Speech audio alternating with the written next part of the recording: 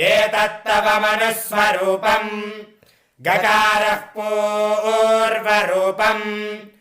अकारो मध्यमरूपम् अनुस्वारश्चान्त्यरूपम् बिन्दुरुत्तररूपम् नादः सन्धानम् सगुंहिता सन्धिः सैषा गणेश विद्या गणक ऋषिः निजृद्गायत्री छन्दः श्रीमहागणपतिर्देवता ॐ गं गणपतये नमः एकदन्ताय विद्महे वक्रतुण्डाय धीमहि तन्नो दन्तिः प्रचोदयात् नमो व्रातपतये नमो गणपतये नमः प्रमथपतये नमस्ते।